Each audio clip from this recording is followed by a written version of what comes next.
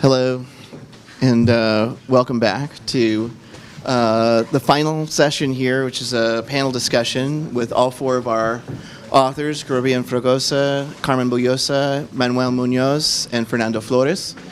Thank you again for being here this afternoon and for participating in this event. I'm going to start off with a couple of questions, and then happy for any of you to throw in some questions as well, and for you all to ask each other questions if that makes sense.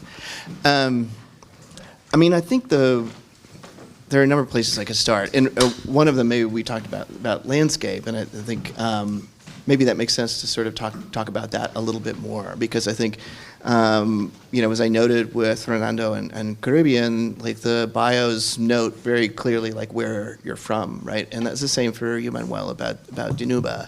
And so, yeah, I'm just sort of interested for you all to talk about, sort of like the creative, the generative aspect of that sort of connection to the original home place and sort of what that's done for your work.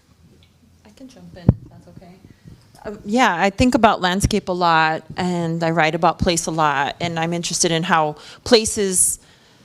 people create spaces and places, but also how we are created by the places that we inhabit.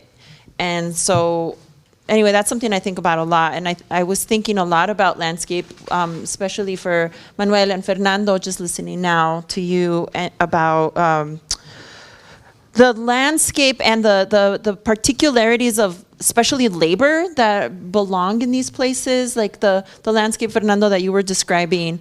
It became a whole landscape. It was supposed to be just, in my mind, originally like a warehouse of ropa usada, but it became like a whole territory, this like uncharted, wild territory.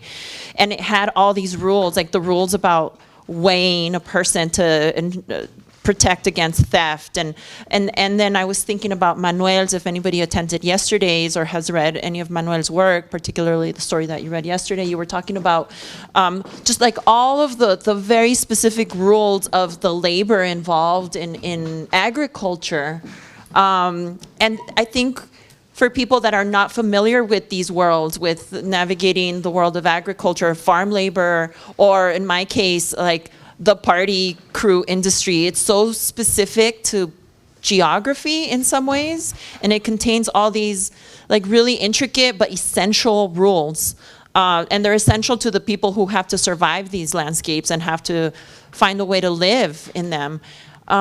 So I don't know, that's what I was thinking about as I was listening to you today and to Manuel yesterday too, as you were describing those landscapes. I don't know if anybody else wants to jump in at any point.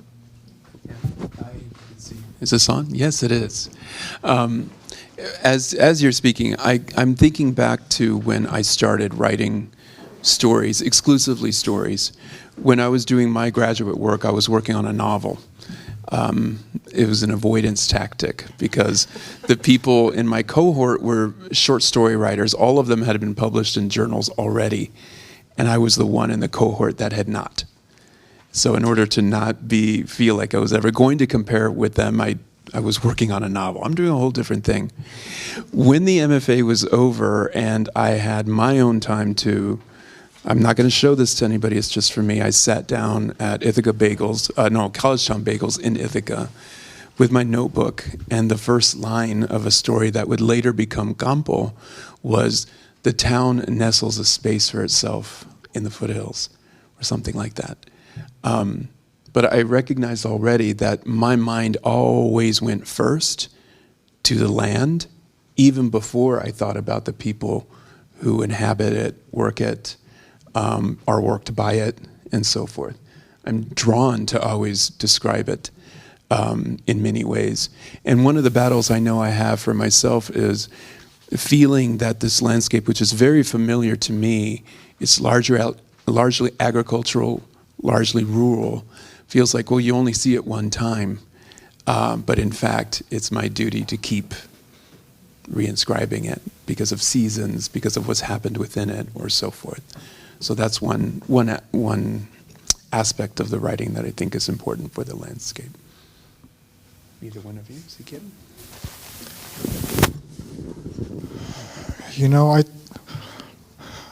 Whenever I'm writing a story, I don't really think about these things. I think about, to me, writing a story is almost like the violence in those old Sergio Leone westerns, where there's a lot of staring, there's music, the staring, music, build up, and then the violence is like super fast, boom, boom, boom. To me, that's how I feel when I'm writing a story. There's a lot of staring, a lot of beforehand, there's a lot of before thinking, technical things. But once I sit down, I try to forget about all these things, turn off my technical brain, my landscape brain, and revisit that brain revision. But when I'm first drafting a story, I can't think about place, person, character, any of these things. I just have to trust what I'm doing. Yeah. So, but I do think about these things a lot beforehand. I walk around a lot thinking about these things so that I don't have to when I'm actually writing.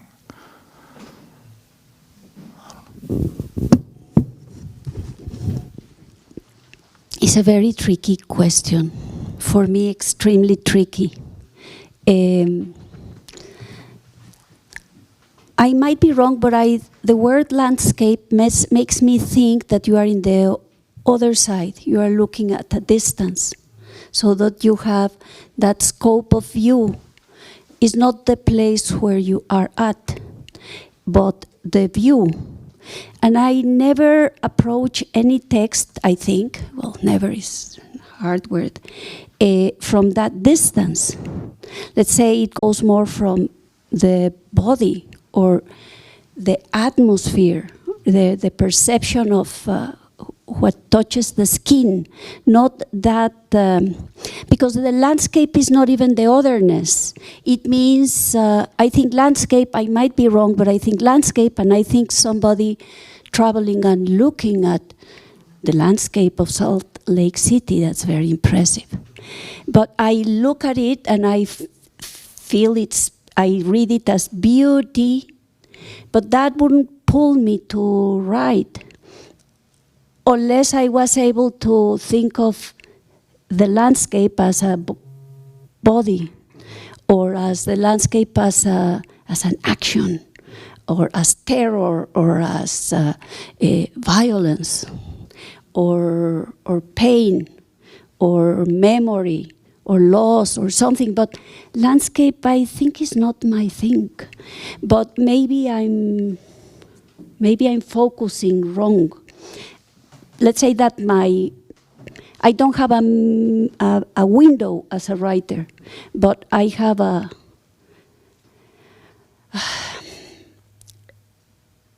blind, something more that has to do with the body, that then you train the eyes to see and to understand and interpret, but goes more into other, maybe a territory even without words to start with.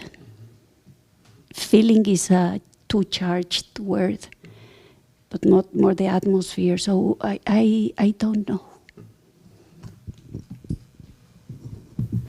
Yeah, I think that's super fascinating, and I think sort of talking about it in terms of the body, right, and a kind of intimacy is maybe where that question's coming from too, because like the very deliberate sort of location of like, this is where I was formed, like as though sort of Dinuba, Rio Grande Valley, El Monte are a kind of womb, right? That sort of births the work, right? So I definitely feel like that's sort of where my question is coming from, like, because those characters, the stories, the narratives that you're telling are so sort of intimately connected to those places, regardless of of where you've gone, right? And I'm maybe this is a little bit related. I was thinking I really appreciated Fernando, you're noting that like you're often not in a group of readers like this, and that leads me to a number of different sort of thoughts, in part starting with conversations we had about translation last night, and sort of thinking about who was interested and who's not, right? And sort of maybe a lack of interest in Mexico for stories coming from this side of the border, from Latinx communities. And that made me think about, like, for one thing, I was thinking about the decision to use Spanish. I was thinking about Me Muero today, and how there's the translation there, and curious about, like, the decision that that decision to sort of translate that passage in the story, maybe thinking about sort of like uses of Spanish, and sort of, yeah, the relative liberties that you take in sort of switching language. Yeah, I have translation a little bit in the book. Not everything's translated. As I was reading The Vicious Ladies, I realized Nalgonas was not translated. And maybe we don't need it translated. And then I think maybe I didn't need to translate some of the other stuff that I did translate. And I think at the time I was more interested. I mean, in an MFA program, I did have to translate myself a lot to my peers. I was the one Mexican American. There was like a bad joke, and it's not funny at all, but I still laugh because there was this thing where there would be one Mexican American every year, and then we all knew each other. Like, oh, you're this year's Mexican. Like, okay. And so I really had to translate myself a lot, but I've become less interested, I think, in translating myself. Because I think the readers that I'm looking for are, like, I trust that they're there, and they have been finding my book and engaging with my book, and I've had a lot of great conversations with people that I didn't need to translate. Like, they understood what I was talking about. And I don't know, this is all to say that I'm less interested in translating myself but there's also the question of translation, which maybe others can address more than I can, about having one's work translated to Spanish, and that's a whole additional conversation, because how does one translate oneself to Mexicans as a Mexican American or as a Chicana? And that is a different kind of challenge that I'm not even sure I can talk about right this second. I don't know if anybody has something about translation.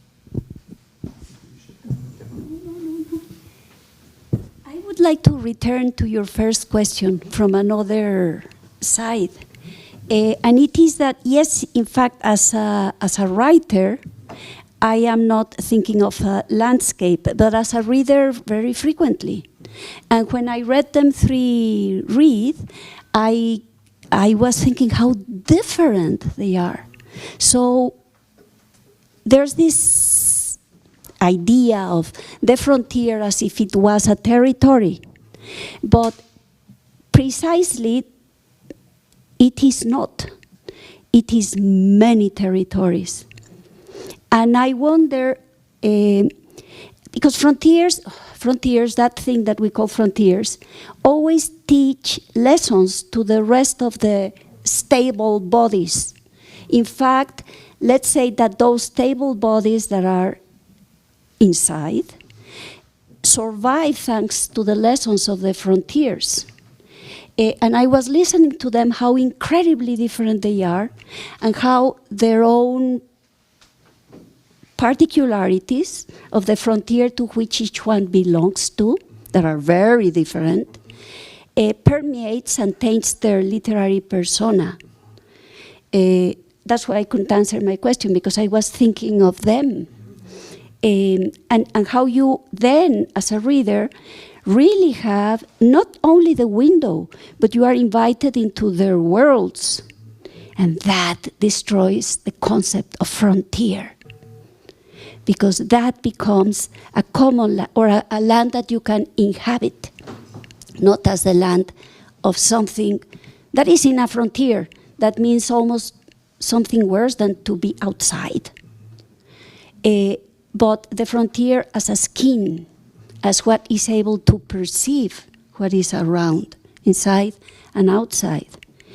And I think it's the wealth of not only these three wonderful authors you have here, but of some of the other ones you named that have been in this cycle that you have created. The difference between Yuri Herrera and Cristina Rivera Garza, and how each one of them has so much to say, and how they come out of the borders as they do.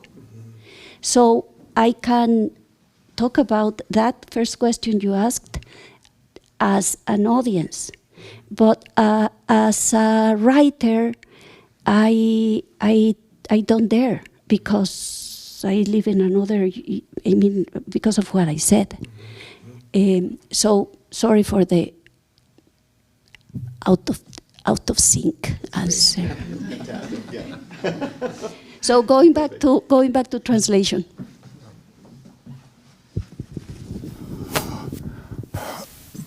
Translation, huh? I get away with so much with my publisher and stuff like that. I mean, they let me make up words. The title of my book is Valleyesque. I'd never seen that word before, and they let me do it. Now my editor, whenever he has a problem with something, he's like, Fernando, I don't expect you to write the most conventional narrative, but, and then he just say something. And as far as like translating words, I'm like, I do it. Yeah, I do it. I italicize words. I don't have a problem with italicizing words. It's just a little bit crooked. A lot of people like really lose their minds about it, and I'm like, they're just a little crooked, dude. Why are you so pissed or whatever? So I'm like, in Spanish, who am I defending? Like Queen Isabella or something? When I defend the Spanish language, I'm like, I don't know, what language am I supposed to be speaking? It's not Spanish, something, So I'm like, whenever people get all bent out of shape about Spanish words and them being italicized or not, I'm like, I understand, but also I'm like, what are we angry about here? So, and also, but I also don't italicize a lot of things, as well, and whenever and then people, sometimes readers complain, oh, there's so much Spanish in here, but then you read like Cormac McCarthy, he has all this Spanish, and then it's art, and he doesn't even italicize anything, so that's interesting to me, that idea. So I don't know, I don't have any allegiances to language or anything like that, a particular language. So to me, every story is different. I handle every story differently. I don't try to have this homogenous idea or something. And I like the idea of being wrong too. I'm not an expert or on anything at all, and I like being proven wrong, and I like knowing that I was wrong. I'm like, okay, yeah, it's part of the process and growing, I think, so I don't know. If I can add just one thing that's been not a problem necessarily, but a challenge that I've been having with some stories is when I know characters are speaking Spanish to each other, and it is an extended dialogue. How do I handle that? And right now, the way that I've been doing it has been to drop in a clue that the conversation in the exposition, this is in Spanish, and dropping the quotes. But what it has prompted, and I see this from the undergraduate classes whenever I go, is why are there no quotes around this dialogue? And so we have to have a reinvestigation of why those conventions are in the language to begin with. Is it an accurate reporting of what's been saying? So it's been a nice way for me to engage with readers on what exactly it is that's being received on the page and the ways that we can do it. I wish I could be like Cormac McCarthy, like to have a moment where I was like, oh yeah, y'all just put them in Spanish the entire time, go 6 pages if I wanted to. But I don't. I know I would get resistance to that. I've built up the lack of pushback from editors about Spanish words and italicizing. But if I wanted to really go big passages of Spanish, that would I'm interested to see how much pushback I would get. We'll see. Yeah. Just one, I don't even know how it's going to come out, but in thinking about translating oneself, I'm thinking about how I'm learning still to inhabit a bilingual voice more and more. I mean, we're so indoctrinated here in the United States to speak English correctly and write English correctly, and there's ways that you're supposed to write, and what that looks like on the page. But I'm trying to sort of, I'm going to say the word, decolonize myself in the sense that I want to learn how to be or embrace like my bilingual voice more, like my pocha voice more, and put that on the page. And I mean, sometimes I think like, how do I think bilingually? How do I think in Spanish, for example? How are my sentences constructed? Like, how is the syntax manifesting like a bilingual mentality? And that's kind of where I'm at right now with my writing. Like, I want to like embody that more fully, like write more bilingually. And I think that comes out in, I think maybe we were talking about this yesterday, like in humor, like how do you write Spanish humor in English? Like there's a translation there that has to happen. And I think about like my family being from Guadalajara, and this is what I mean, like how we can be shaped by the places we're from. We often ask like, oh, where are you from? Oh, well, we're from Zapopan or whatever. It's like, that's why, that explains it.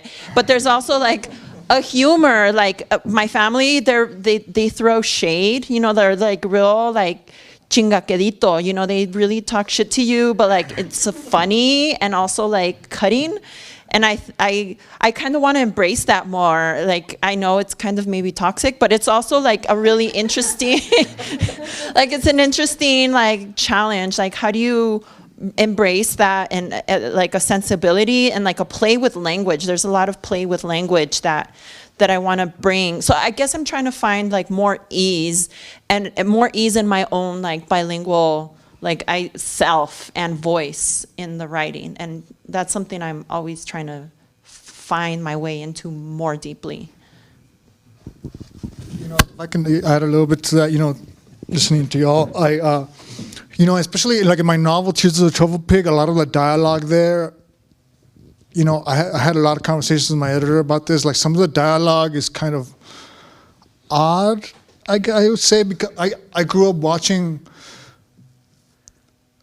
American movies dubbed and stuff like that when I was living in the border and things like that. So a lot of my dialogue, I guess piggybacking on what you were saying about how to translate like dialogue and stuff like that. Like in my head, I'm always like, oh, that's because all these characters are talking in Spanish. So the way the rhythm of their voice the way it's phrased in English is phrased like you would say it in Spanish. So it looks a little bit odd sometimes on the page, but I like that. To me, I'm translating all this dialogue, I'm translating from the Spanish, and the rhythm of it is in Spanish, but it's in English. And to me, that's what was important about it, to finding the right rhythm of the Spanish language and finding the right correlation in English. Can I add? This is a great question. And also, it goes back to the fact to support what you were saying at the beginning. I think this is also the first time I have been on a panel exclusively of Mexican-American writers. I think so. Wow. And I love the fact that, you know, here we go with one question. Ya estamos 15 minutos, right? But I'll say one thing. If there's some confidence where I am playing courageously is with titles. It's because I get fascinated by those words that just don't have easy translations. And I'll tell you a story. When I was going up for full professor, I had to turn in my file, my promotion and tenure file, which included all the stories and the consequences. And I think there are 4 stories in there that have Spanish titles, usually one word. And the dean, the first dean that got a hold of it, sent me back a message saying, you need to make this legible for people who are going to be outside of creative writing and literature, and suggested her translations for the 4 stories. Mind you, one of the stories is Presumido, which presumido tiene sentido like this is arrogance, self-regard, but she put right confidently, presumed, like right in my email, and I wrote back to her. I said, this is not what any of these words mean, and this is an invasion of the work that the people on the other side have to do to read the story to figure out what that word means. So, if there is some confidence, as you're talking about. Caribbean with, for me, it's been in the titles.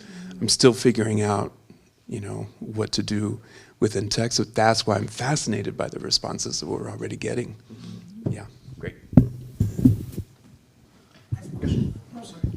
Very different answer.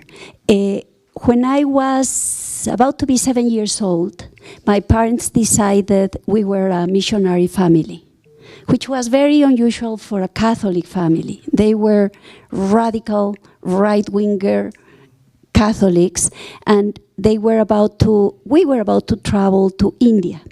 But a priest convinced them that they could do that in Mexico.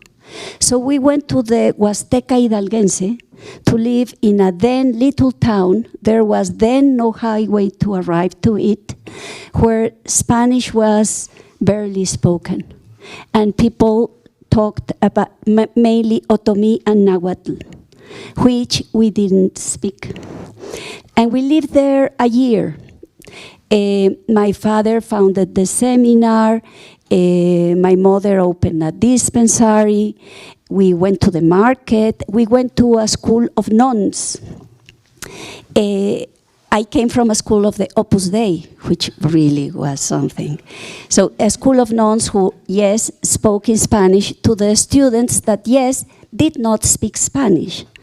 So we were speaking a foreign language, and I didn't really care about the nuns. I wanted to know what the other girls were talking about. At the market, me and my sister, we were all the time laughed at because we were the foreigners. We could not speak, we couldn't trade, we couldn't talk to them because we didn't know their languages. Returning to Mexico City, of course I learned a bit of those languages, but just a little bit that I then forgot. Luckily, when we returned to Mexico, we again went to a non-school, no longer the Opus Dei school, luckily. But to a school of nuns, luckily, because they were American nuns, Ursulines, and all the education was in English.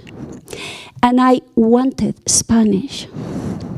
So there was one of them that seduced me to try to learn English with readings that I adored. So I read with Mother Michelle from the Brontes to Emily Dickinson. It was wonderful.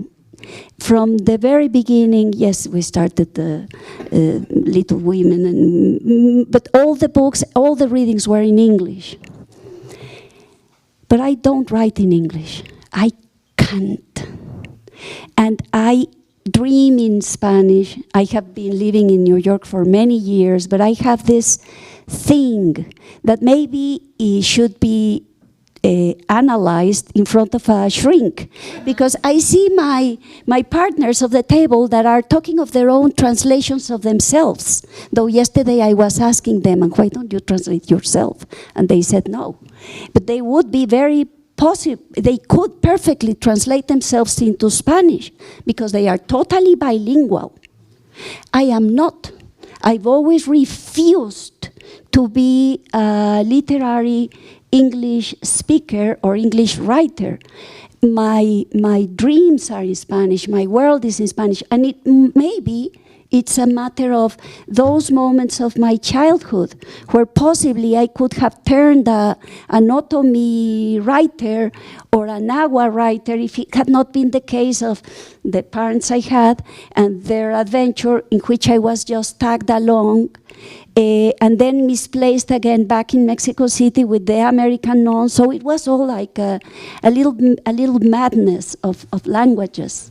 But I do think that those languages, or their refusal to translate themselves to Spanish, while you were saying you are trying to write, you are translating Rulfo as as an adventure, as I translate Dickinson as an adventure into Spanish. I don't publish my translations, but that's what I do when I finish a novel. I translate Dickinson. I have to do it. It's like a ritual. It gets me back to my own self and to the happiness of existence after finishing a novel, prevents me from a depression, everything. So I think it has that sense of self also, language. That's something. And you have the privilege of being totally bilingual. And that is truly wonderful. Yeah. I mean, as a Borderlands kind of conference here, I'm curious to know like how you think people on the other side of the border, if they read your work or interpret your work, do they interpret it through a very different lens than those who live on the U.S. side, kind of are bilingual, thinking about these spaces versus on the Mexican side?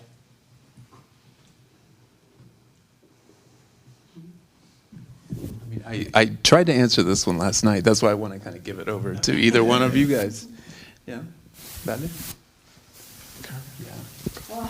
It's a hard one. Yeah, it's a hard one because I have not been translated to Spanish in Mexico or other Spanish-speaking countries at all. I don't know how, I have a lot of family in Mexico. I don't know how they would read my stories. I mean, gosh, like even if they were translated like perfectly into Spanish, like the worlds that they are reading, the experiences that they are reading on the page, I wonder if those would need to be translated also. Like how would I translate like Backyard Party Cruise to my cousins, my tias, my tíos in Mexico, in Guadalajara? I don't know, like I'd have to explain that to them, I guess. And like other things too. Yeah, like so many things in there that I'm not sure they would understand or even agree with. I mean, that could be maybe like an interesting point of conversation. Like, oh, is that how you see, no sé, Lola Beltrán or these other like iconic Mexican Piporro? Like, is this how do you, I don't know, maybe through popular culture, there's a way of, I don't know, opportunities of translation. But the real answer is like, I don't know. I don't know what that translation process would look like. And maybe it has, as we were talking about yesterday, like maybe it's an issue of like how publishers translate or don't translate, or whether there's interest in Mexico in translating Mexican-American authors or not. I'm not really sure.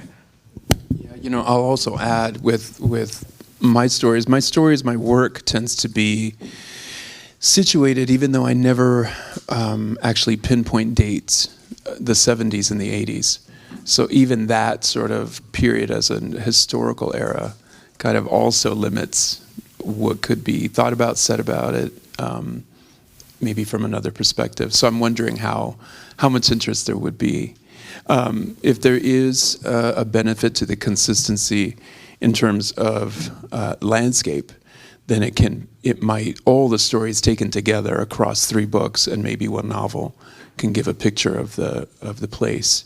But that's maybe all I can guess at right now. I think,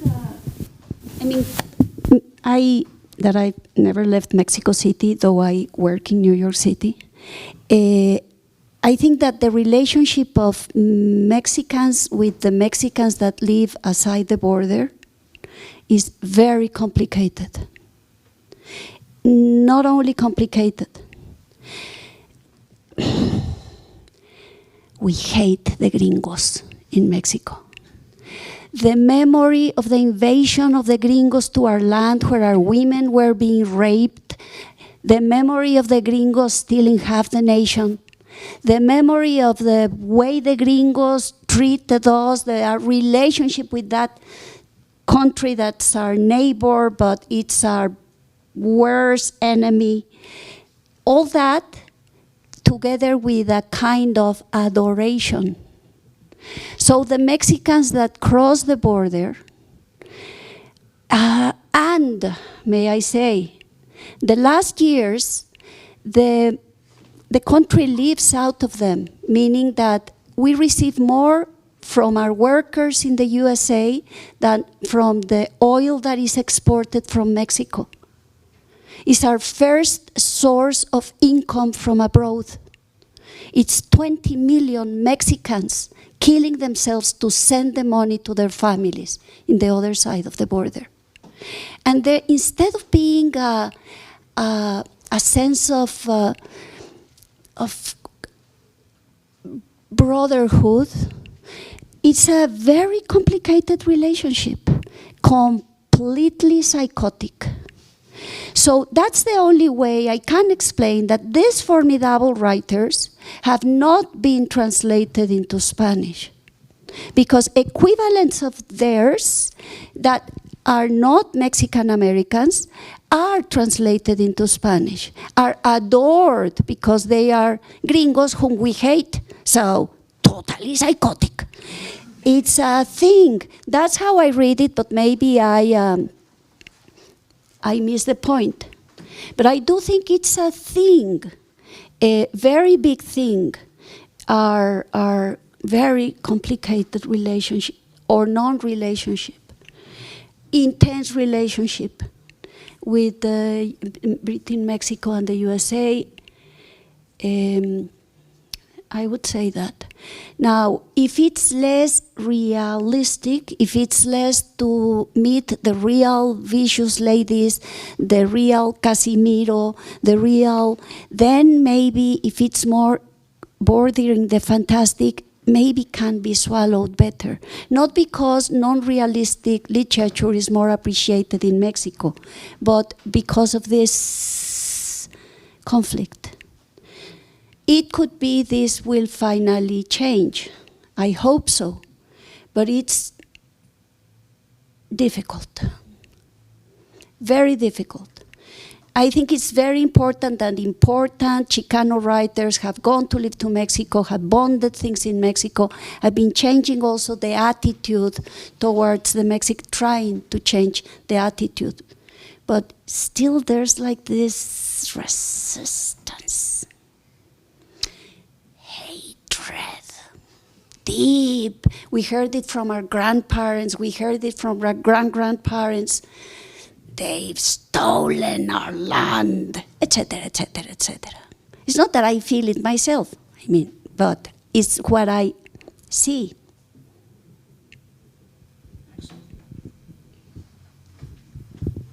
Other questions? Yeah, so, I teach literature, I don't write literature. And I'm just wondering, because I think that phenomenon of what happens to the diaspora, diasporic writers, and then the nation, and how poorly accepted they are in the national context. Diaz, was completely ignored, not considered Dominican, even though he was the greatest Dominican writer in the United States. It took him, 30 years before he was actually recognized in the Dominican Republic, because he was an outsider. He couldn't possibly be a Dominican. And I think it's in the Caribbean, it's really, really common that diasporic writers are outsiders, right? And they're just mimicking our culture. They don't really know what it is. And they left, and they're not suffering. It's a question of suffering, right? They're not suffering like we're suffering. They don't really understand patria and nación and none of that, right? So it's interesting, because I think it's a question, for me, it's a question of diaspora versus nation. And the nation is holy, the nation is pure. And what happens in that imaginary of nation, which the diaspora cannot even begin to tell us who we are, right? Even though the most national narratives have been written beyond the nation. So, I don't know, I was just thinking about your insight, which I think is fascinating, about how Mexico, why is this literature not translated?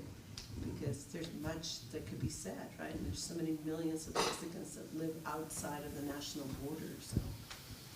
I think that's a really, really fascinating point, because when I asked the three of you about writing in relation to the places that you're from, right? You're not writing about Mexico. Like, I'm not asking about your, sort of telling Mexicans who they are, right? You're describing these very, as you mentioned, like these very specific borderlands that exist here, right? And so, I see you telling us about us, right? And about the experience that, each of those borderlands encompasses, and sort of how those should be, understood as a part of American culture as much as, there are elements, like I think about the obsidian, blades in Vicious Ladies, and sort of like there are elements of the other side of that history, that exist in those individual borderlands. But, when I think about who are you speaking to, right? I mean, this is another question about audience, right? It's like who's listening, right? Who do you think is listening to those stories? And also sort of this question about breaking down borders and sort of creating that that sort of sense of incorporation into the U.S. Not assimilation, but a presence that should be understood, respected, acknowledged, et cetera. And this also goes back to the whole question of language. I'll just say briefly, like, one of the things that's coming to mind here is, like, if I assign Gloria and Saldúa, right? I mean, there are long passages in that text that are in Spanish that are not translated, right? And that, she contextualizes, she, sort of restates in English, but it's not the same, right? I mean, it's very deliberate. And so that's, when I experienced that in class, when I assigned that in class, I have had in the past some resistance, right? Sort of like, well, I didn't read that passage, or I didn't bother with it. It's like, no, like, look it up, right? Or sort of like translate it for yourself, or sort of understand why, how the differences are operating there. Like, do something with that language, don't ignore it. So I'm interested in the ways that you've talked about, like, your various attempts to, or sort of like efforts to try and bring language into your work. I mean, I love the idea of, like, the syntax, right? And I definitely could tell that as you were reading too. Like, that's not just you reading; that's in the text of the language that you're using. I don't know if anybody wants to respond to that. I just have another question. I had a comment to make, perhaps as we were talking about Mexico in specific with the border. And I have been reading a little bit Sandra Cisneros, of which we all probably know her. She has been here in Utah, and she was just, had a fantastic picture or painting at the Museum of Fine Arts just last year. But anyway, I believe that she is, quote, an authentic Chicana. Me, I'm a Mexican from Mexico City, and typically Mexicans from the city, whatever, we don't necessarily, like you were saying, read whatever is happening. However, I think that the Chicano authentic, kind of like Sandra Cisneros, comes very, very powerful, and I think that is where I see the evolution of where the United States and the contribution will pass borders, perhaps, with somebody as an example of Sandra Cisneros, who has, she was, somewhere I was reading about 6 million books, not necessarily in Mexico, but all over, because she is really creating an identity of the Chicanismo. And lives in Mexico. But in Mexico, no, we don't. No, but now lives in Mexico. Oh yeah, I know. Yes. She lives exactly, and it's interesting how she calls herself. She lives in San Miguel de Allende, but it's very interesting how she calls and how her authenticity comes. She's not a Latinx, by the way. She is a United States with Mexican roots, or because she's a double citizen, a Mexican with United States roots. And I think that perspective, I think is very good and very interesting, and I think that then there is room for growth everywhere. And I have just begun to be a fan of Sandra Cisneros lately, because I just happened for a class to read her, and it brought her why I admire her, because she is an activist, and a genuine activist. Yes, when I said some influential figures are changing the attitude, specifically I was thinking of her. Yeah, I was very good fellow. Other questions?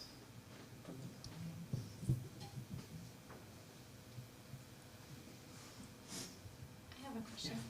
Yeah, I was wondering, I think in all four of the work that you've read here, the pieces, I noticed like both humor and violence kind of waiting in the wings. Humor may be threaded through, and then a sense of violence or danger somewhere in all of the pieces, kind of there with like the city girls seem a little scary, with vicious ladies as well too, and then with Bolda, we don't know what's going to happen after. So I just was wondering, and even the fog and the woman and the man digging, to me, seems to have that. So I just was wondering if those two things are related in your minds, or just that happen to kind of, do they counterbalance each other? What kind of a relationship do you imagine that violence and humor have, if they have a relationship, or if they just happen to both be present?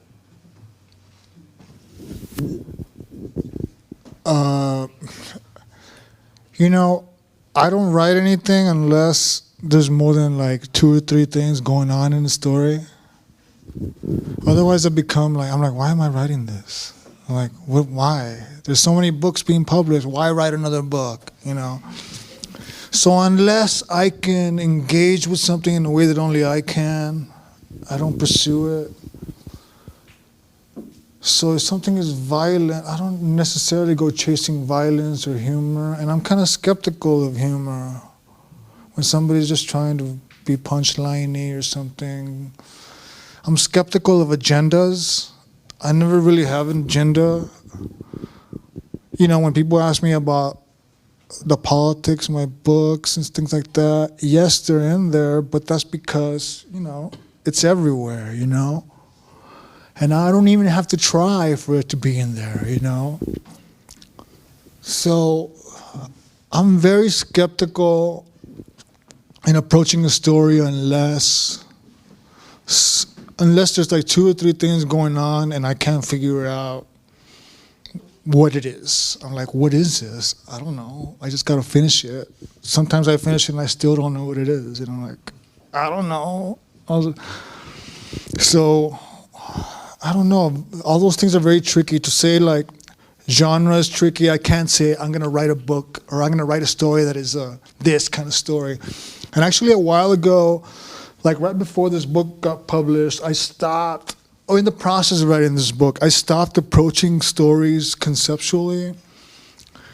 Like, I could never write that Reposada story and be like, oh, I'm going to write a Reposada story that takes place like this, in this weird other dimensional Reposada. You know, I started writing stories like 1 sentence at a time. So I have like a notebook of like first sentences. And I only write first sentences in this notebook, you know. And sometimes one of them haunts me. I'm like, what does this mean? I don't know. And I just chase that story until the end. And that's how that Reposada story was. I had that first sentence. And that first sentence, I was like, what is this? There's like 2 or 3 things going on in that first story. That first sentence. So, yeah, so that, I guess, prevents me from having an agenda. It prevents me from... Also, like, how do you write stories? You write stories 1 sentence at a time. And a lot of times when I talk to beginning writers and stuff like that, they have difficulty beginning a story because they have an idea of what the story is, but you got to start it with like a sentence and chase it until the end. So that's how I have learned to approach stories. I no longer approach them conceptually because I can't get what I I can't be satisfied by the end with it, you know. So I gotta just chase the story till the end, one sentence at a time, and hope for the best, I guess. I wish I could be funnier.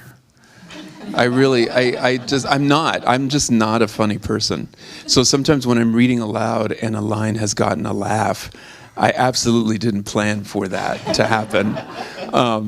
Even last night, I think there were about 3 instances, and I thought, I never thought of that line as funny. But what it does make me think is, where does that kind of notation come from?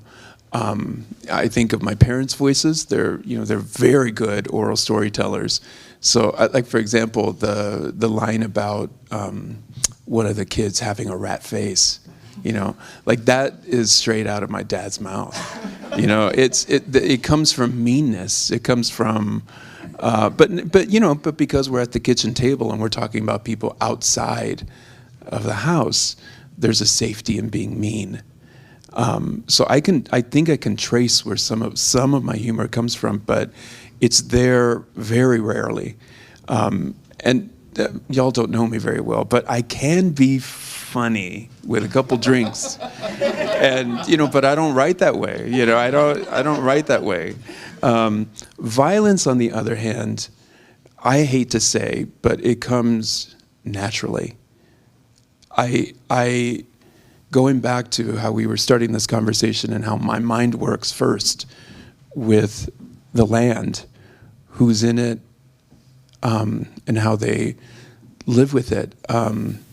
Invariably, the anxiety of danger is there. And in my mind, it's everywhere. Fog, it means you can't see. You're driving along the road. That kind of appearance feels like everywhere I look. You look under that plant, there's going to be a snake. Va haber algo. There's something there. So those are actually, it's helpful for me to recognize that in my own writing, because it's the thing that works tension and anxiety and dread in the stories that I largely write. But humor, gosh, I wish I could just be the, the payaso, but I can't. Oh, no.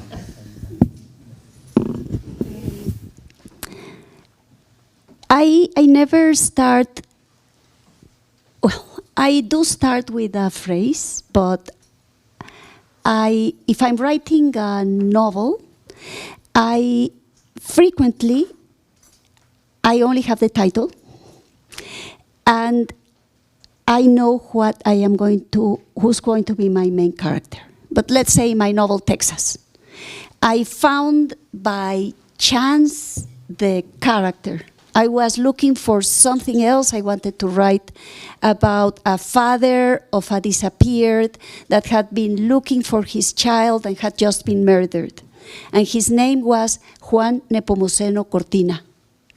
And it was the identical name of a cousin of mine who had committed suicide not long ago, and was the identical name of the hero of my novel, if he's a hero, who invaded the United States in the 19th century, mid-19th century, 3 times successfully, and that could have won territory for Mexico if he hadn't been betrayed by the Mexican President Porfirio Diaz, who invited him to honor him, but in reality, he made him a captive in a house that he donated to him in Mexico City, and never let him leave him permission to leave the house till he died.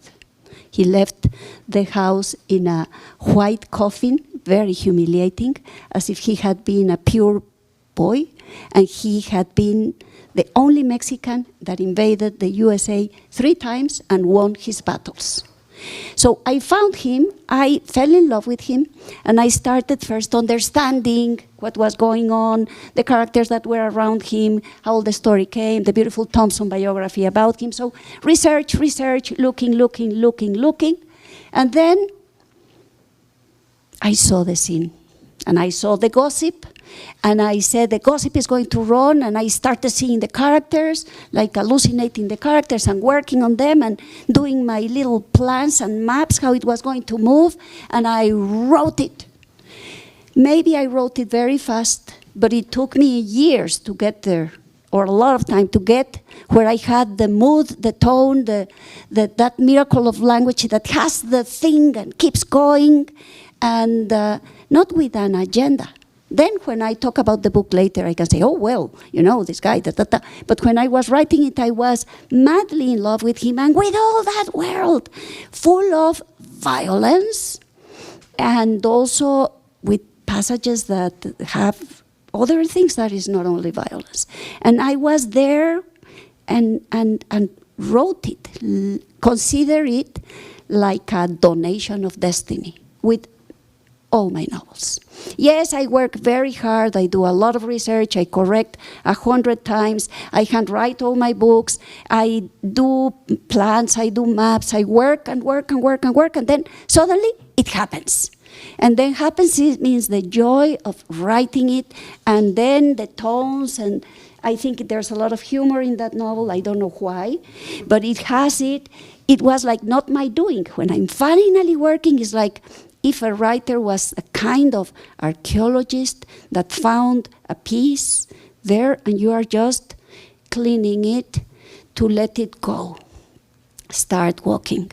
And the work is how you clean it, and you touch it, and it always responds to something that's happening around. So sometimes it's a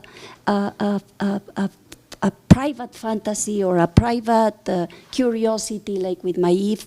Why do we have this passive Eve in our tradition while we have those wonderful goddesses in the ancient times that were furious and had voice and were dangerous, and I like them, and Eve is so boring. So I started reading about that Eve, how she became that, because before she was not boring, and then suddenly I saw her speak. I saw the character, I then started working on that, and at the same time I was working on that, the streets were being taken by women marching, and I remembered when in the 70s we were only 10 walking in the streets of Mexico. Nobody cared about us. Being a feminist was really indecorous. And then suddenly it was all these young, wonderful, extraordinary different currents, all having battles between them, ideological ideas, things, life. And I was working on my own little thing, thinking it was my discovery, but in reality, I think it happens with all novels.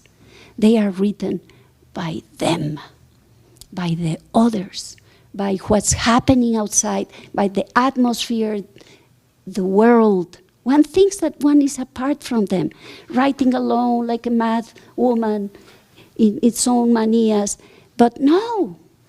In reality, we work, we are all different, real writers, but we are talking their voice. We are explaining what's floating around. So that's it. Not that I choose violence or humor. If I could, I would choose humor. But really, I'm going to be honest, mainly I go for violence. I'll try to be brief, but there's just so much to think about in what everybody has said, and the image of the goddess that you were just evoking sort of, for me, returns me to the question about the connection between violence and humor. And I think for me, being a Gemini, it's really about like duality. Oh, Gemini too. No way. When's your birthday? June 11th. Yeah, it's like holding like two things that seem to not belong together at the same time. And I'm thinking about like the goddess, like Coatlicue, who like I think is terrifying and hermosísima, right? And she's like tied to like birth and femininity and fertility and life, like at its most. And the devouring, and if you haven't seen her image, she's composed of like rattlesnakes. Her head is 2 rattlesnakes. Sorry, I know you have a phobia of rattlesnakes, but there's and there's fangs, and she wears a necklace of hearts, I believe, and her tits are sagging, and her whole skirt is composed of rattlesnakes, and she has these claws, and she's so terrifying and like gorgeous, in my opinion. And so, yes, she can be perceived like as a figure of violence. She will disembowel you at any moment, but she's also like such a giver of life. And so I feel a lot of inspiration and like power and energy in that, and I try to channel that. And I think there's a little bit of that in a lot of my characters. And yeah, I think that's just my response to that for now.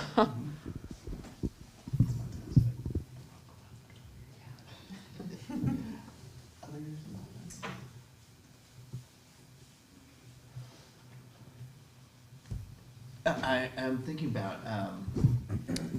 what you both just said, and sort of thinking about the,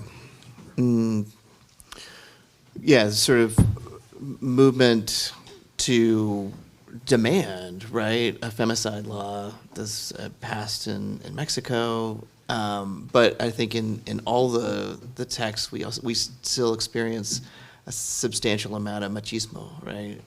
And so I'm sort of curious about how that, I don't know, what's the word I'm thinking of? Maybe translates. I mean, or sort of how this sort of like this movement towards feminism. Like, I mean, I remember going to Oaxaca in 2020, and where so there was that day where everything was going to shut down. Like all women were not going to come to work, and that didn't happen on the airline that I took, But seeing the streets in Oaxaca, where there had been the day before this protest march, and like spray paint all over the walls, like it was a really violent in its own way sort of response or sort of demand. And so I was curious about sort of how those things, you see those things translating into Latinx, Mexican American communities in the U.S., if they are.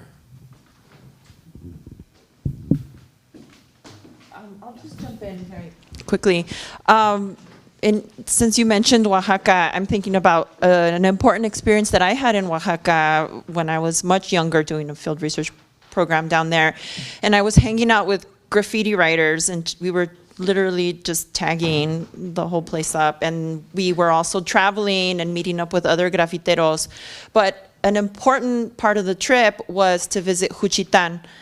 And I was learning about the culture of Juchitán, where women are very strong and really quite very much the leaders of the family. And I had this important experience. For me, it was very formative because we stayed with this one family, and we'd all had dinner.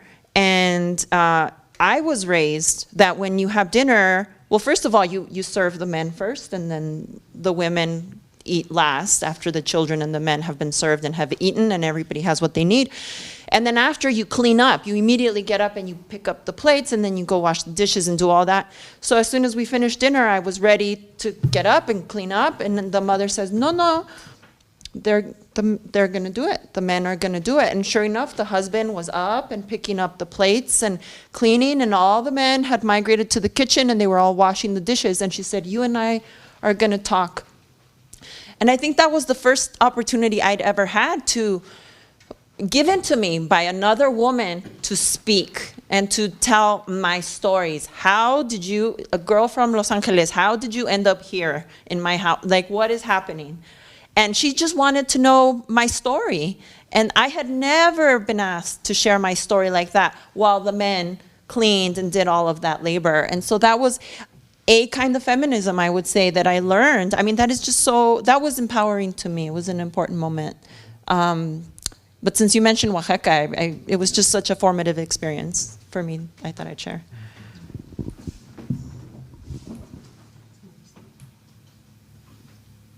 Other thoughts, or is that a pass? I'll offer this, but I'm hesitant because it's what I'm working on. And it's also even related to some of the questions that we're talking about with Mexico. I'm finally ready to write about my biological father, who I never met. When I talk about my father, the father that you hear in some of the stories, he's my stepfather, and raised our family when I was 4 years old and I'm the baby. But my biological father left our family when I was a month old, and he returned to Mexico. And so there's a story in there that I've been avoiding for a long time that I'm ready to write. But some of it is tied into my mother, as both of us have gotten older, and she feels I'm ready to hear some things. Hearing her changing attitudes of one, she's the funny one in my family. But I remember one thing, she was having a fight with my tia, who's older than her, the elder sister, and she had made some comment about, well, let me see what, my tío Lolo, that's my tia Martina, my tío Lolo. A ver qué dice Lolo. And my mom got very upset with her and said, es esa cosa de a ver qué dice mi viejo, ya estamos en otra época. This whole thing of like asking your husband if it's okay for you to do something. We're in a whole different era. And I was shocked to hear my mom, who's the baby sister, speak to her older sister in this way. And I thought, what happened, Mom? Because it's the same thing. It was the household of, las mujeres hacen lo que hacen las mujeres. And something had changed. So getting to know her in that experience and sort of being in this space of asking questions and knowing, I think, some of her relationships with women of her age, some of them Mexicanas, some of them born here in the States, and their attitudes as well are going to factor into this. And one more piece of this, I'll offer this. I was older, I was 18, but some of her friends still had kids that were 11 or 12, and so they hadn't gotten to that point of applying for college and possibly leaving home. So I was, for their circle, the first time that one of them had let their kid go. And it was really empowering for her to tell me the story of how she was telling them, ellos tienen sus propias vidas. You got to let them live. And to hear my mom speak to them that way, or not hear them directly, but to hear the story of how she was speaking to the other women about sort of letting go of some of these roles of keeping the family as tight as possible. But at the same time, it becomes this moment of, you're not breaking up the family, you're allowing your individual child to have the possibility of having a new experience. So that's what some of these stories are going to be about.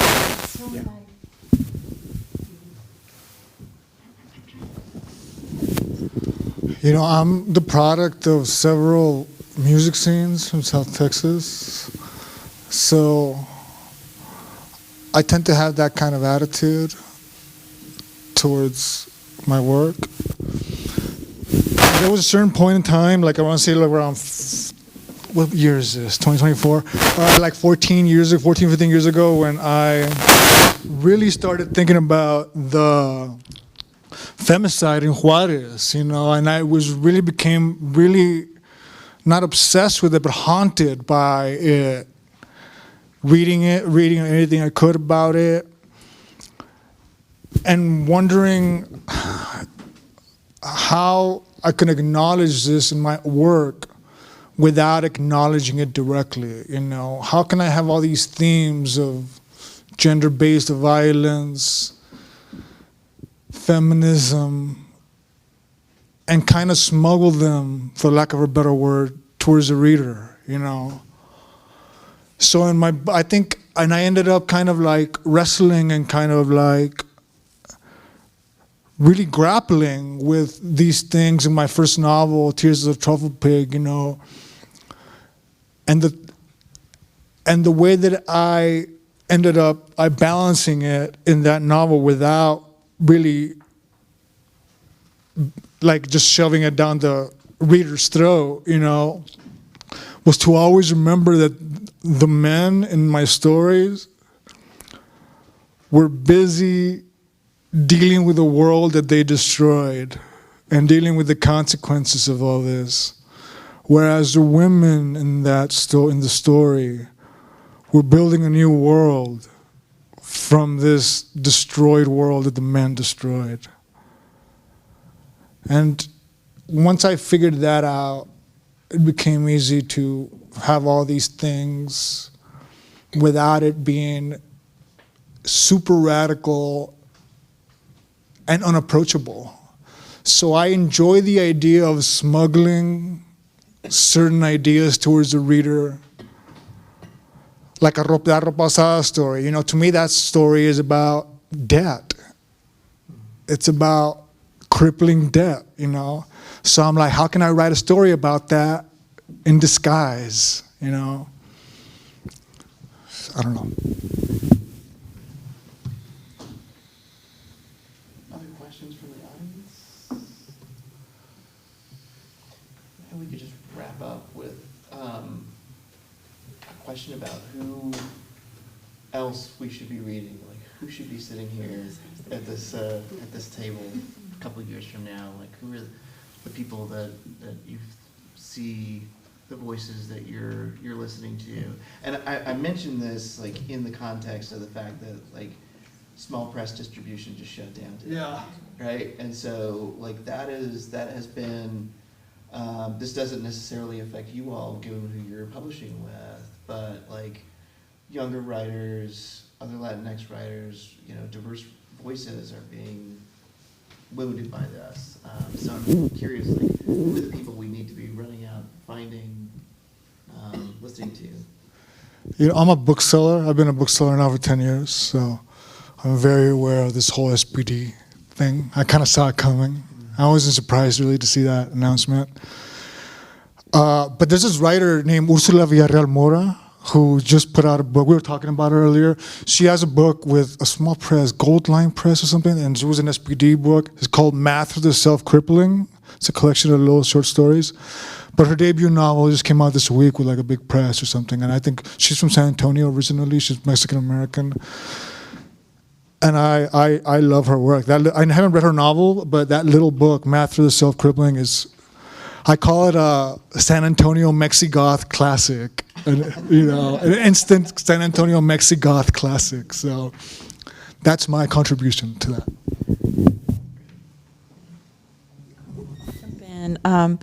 There's, I always encourage folks to read Miriam Gerba. She wrote Creep. I think she is a great example of someone who can walk that line between humor and violence. She has a lot of great stories, she was, I don't know if you were spared of this whole drama with American Fiction and, not American Fiction, American Dirt, perdón. But Miriam was a key actor in speaking out against that book. But she's a fantastic nonfiction writer in particular, so I would say Miriam Gerba. But then also, I'm from LA, and we have such a thriving community of Chicana, Chicanx, Latinx writers. In LA, I'm thinking of Vicky Vertis, poet, and Xochitl Julissa Bermejo, also poet. But I'm also thinking of Gris Muñoz, who is based in El Paso. A lot of great writers in El Paso. We have Tim Hernandez there, we have Daniel Chacon, but Gris Muñoz put out a small collection of poetry and some sort of speculative, funky fiction. It's called Coatlicue Girl, and that came out a couple of years ago, but she's brilliant, and I would recommend Gris Muñoz. Yeah.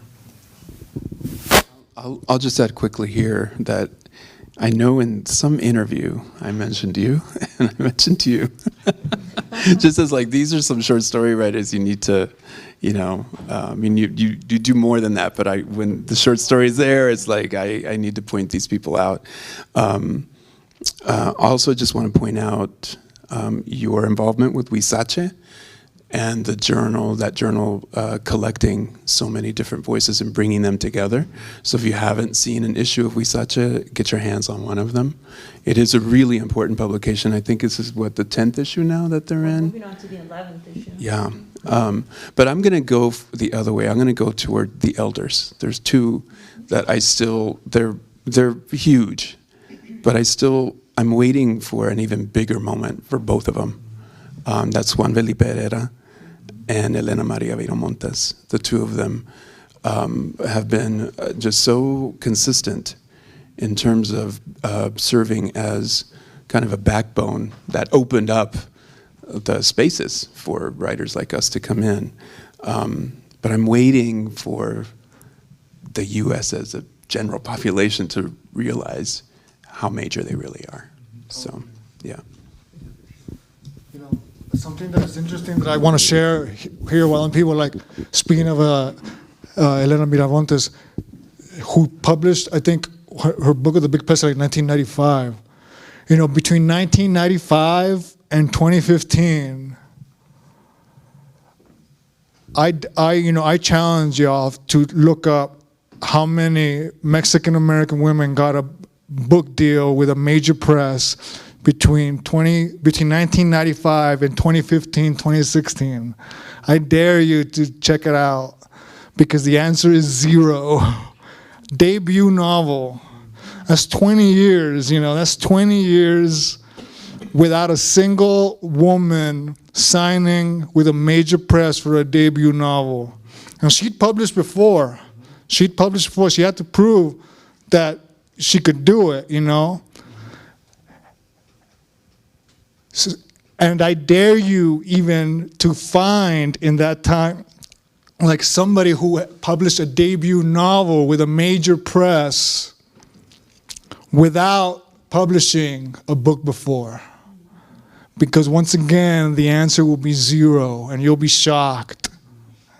And that's something to take in right there.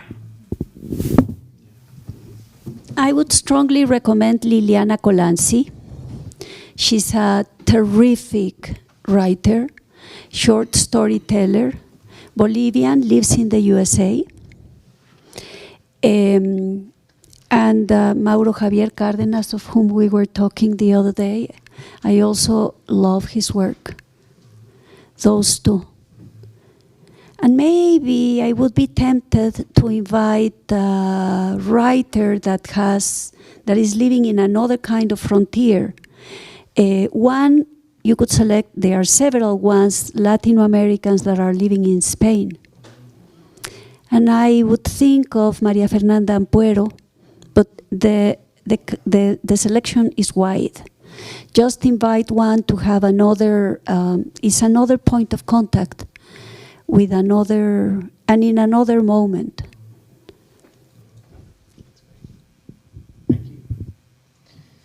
Thank you all. Oh. Yeah, I was wondering, there's a writer, Charles Bowden, and he wrote, you know, Charles, about the drug dealing and the border there and all that, and movies like Sicario and stuff. That's what you're getting on this side of the border. And these writers and these movies, they just paint the whole picture south of the border as just being a hellhole, you know? I've been to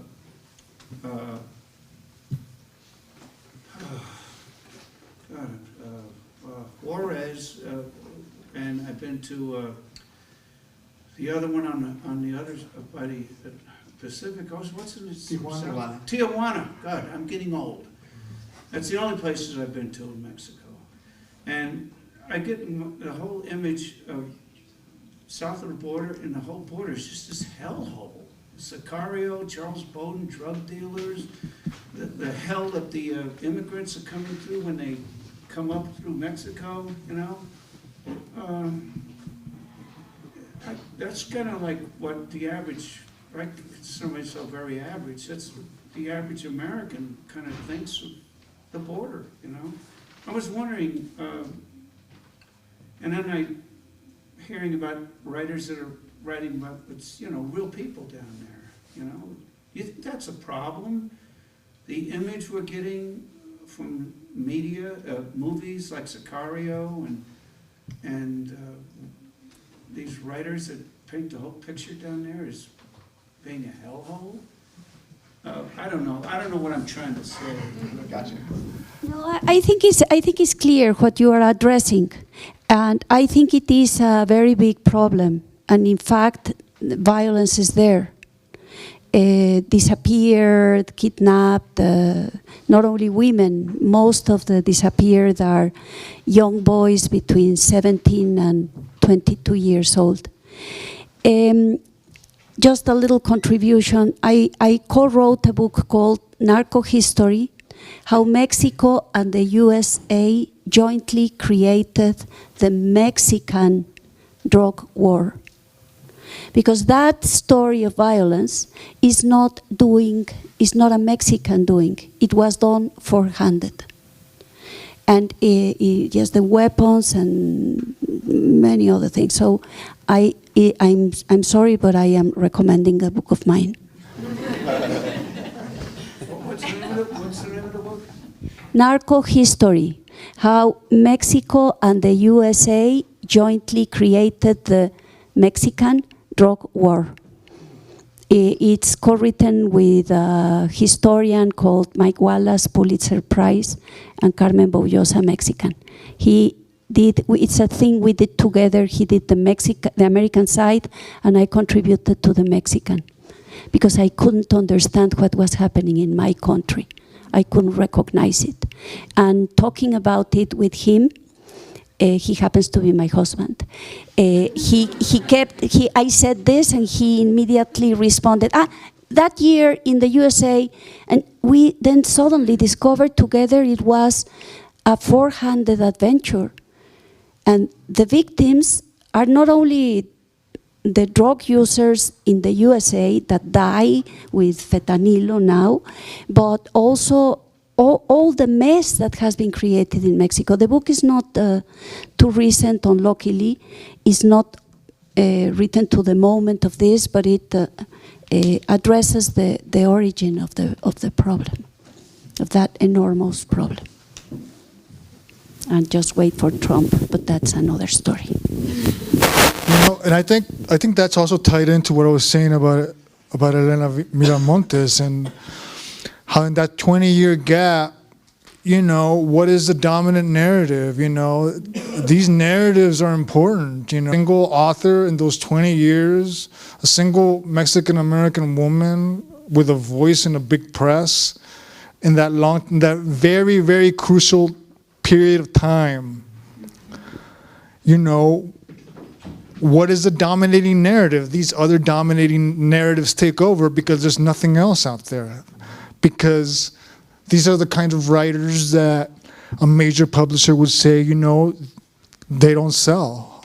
And that's the excuse or the reason they use to gatekeep, If I could just add, they do sell. Elena's Under the Feet of Jesus from 1995, much to people's surprise, has sold over 150,000 copies in its lifetime, which most books, I used to work in publishing, so we've got the book selling, journal editing, we kind of know the other side too. And I know most books are coming in, if you're lucky, to get 5,000 copies total. Y está bien, like the book has made its money. But a book like Elena's have that longevity, those many copies, and she's still not considered a major name, is part of this. I will say, it's another reason to applaud the conference and the way that it's reaching out into other spaces. That's the whole project behind conferences like this or other outreaching activity that's made across other universities, other community centers, so that we can help change the narrative. We're never going to change it instantaneously, but we do it by having these shared events and inviting the community to come and learn about it, to see what it is that's been lacking, and to raise awareness. So thank you. We applaud you for bringing us here.